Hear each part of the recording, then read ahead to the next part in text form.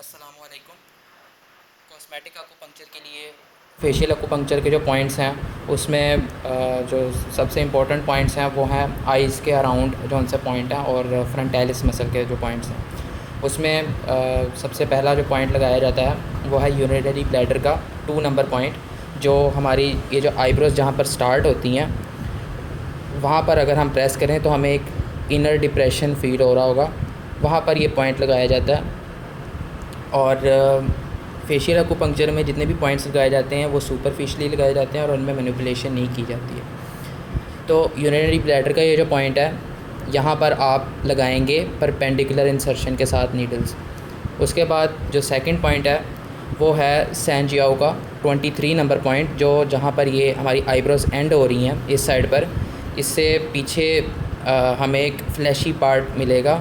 मतलब ये तो बोन है ना, पूरी ऑर्बिटल बोन है, तो ऑर्बिटल बोन के पीछे एक फ्लैशी पार्ट हमें मिलेगा जहाँ पर ये एंड हो रही है, आईब्रोज एंड हो रही है यहाँ पर। तो यहाँ पर जो सा पॉइंट होता है वो है सैनजियाओ का 23 नंबर पॉइंट। यहाँ पर भी हम जो इंसर्शन करेंगे वो परपेंडिकुलर करेंगे एंड परपेंडिकुलर इंसर्शन के साथ हम ज़्यादा मैनिपुलेशन नहीं करेंगे। उसके बाद थर्ड पॉइंट जो है वो है यिन टैंग का पॉइंट, जो बिल्कुल दोनों आईब्रोज़ के मिड पे लगता है यहाँ पर, और इसको वैसे भी एक्यूप्रेशर यहाँ पर अप्लाई किया जाता है रिलैक्सेशन के लिए। यहाँ पर भी हम इंसर्शन करेंगे और ज़्यादा मैनिपुलेशन नहीं करेंगे, सिर्फ सुपरफिशियल यहाँ पर नीडल लगाई जाएगी। उसके बाद जो से कॉमन पॉइंट्स आ जाते हैं वो है स्टमक चैनल के पॉइंट्स।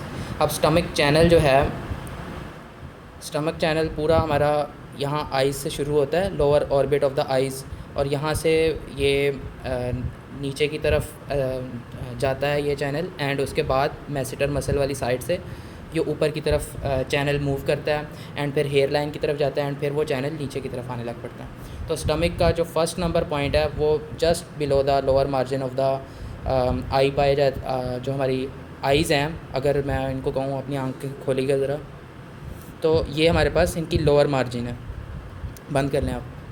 ये lower margin of the eyes हैं, इनके जस्ट बिलो हम ये पॉइंट लगाएंगे और ये बहुत सेंसिटिव पॉइंट होता है। यहाँ पर कह लें कि डैमेज भी हो सकता है इवन आइज़ को, और ये बहुत कम लगाया जाता है जो स्टमक 1 का पॉइंट है, मगर ये भी कह लें हाइपर पिगमेंटेशन को रिमूव करने के लिए, ख़ास तौर पे जो आइज़ के अराउंड होती हैं उनके लिए ये इस्तेमाल किया जाता है। उसके यहाँ पर भी जो इंसर्शन होगी वो बहुत सुपरफिशियल इंसर्शन होगी नीडल्स की।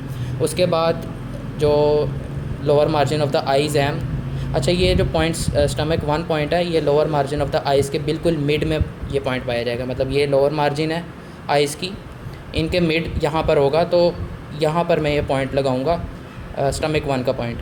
स्टमक 1 का पॉइंट से तकरीबन 0.7 सुन पीछे की तरफ अगर हम जाएँ नीचे की तरफ, तो हमें स्टमक 2 का पॉइंट मिलेगा, जो हमारे पास कह लें ये बोन है उसके बिल्कुल कह लें कि नीचे हमें एक फ्लैशी पार्ट मिल रहा होगा, वहाँ पर ये हमने इसकी इंसर्शन करनी है नीडल्स की। ये भी हाइपर पिगमेंटेशन के लिए एंड फेशियल मसल्स को टोन करने के लिए इस्तेमाल किया जाता है।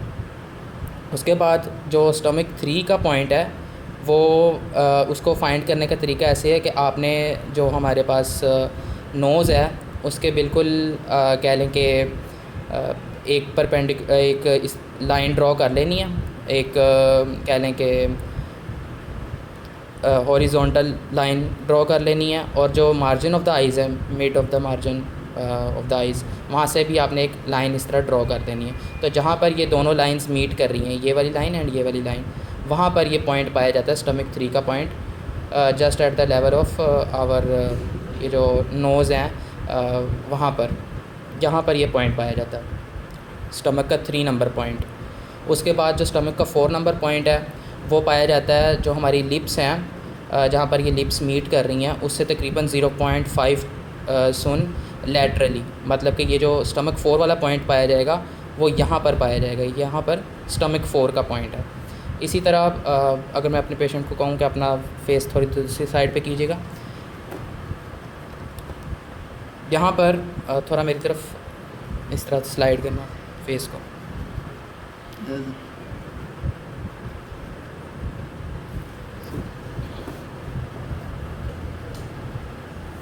यहाँ पर स्टमक 5 का पॉइंट जो है उसकी लोकेशन फाइंड करना थोड़ा ट्रिकी है। उसके लिए हम पेशेंट को हमेशा कहेंगे कि आपने अपनी जॉ को क्लेंच करना है, उससे उसके मैसेटर मसल्स एक्टिवेट होंगे। तो अपने जॉ को क्लेंच करें, मतलब जिस तरह दांत कोई चीज़ चबा रहे हों आप, हाँ चबाते हुए रखें, मतलब ज़ोर लगा के रखें। अब इनके मैसेटर मसल्स एक्टिवेटेड हैं, तो जो सा स्टमक 5 का पॉइंट है वो लोअर बॉर्डर ऑफ द जो मैसेटर मसल है वहाँ पर पाया जाता है, और उसके बिल्कुल जो निचला पॉइंट है वहाँ पर ये पाया जाता है। मतलब कि ये कह लें कि सामने वाला बॉर्डर है ऑफ मैसेटर मसल, इसके बिल्कुल लोअर पार्ट पर यहाँ पर ये स्टमक 5 का पॉइंट मौजूद होगा, और ये मैसेटर मसल के ऊपर ये पॉइंट है।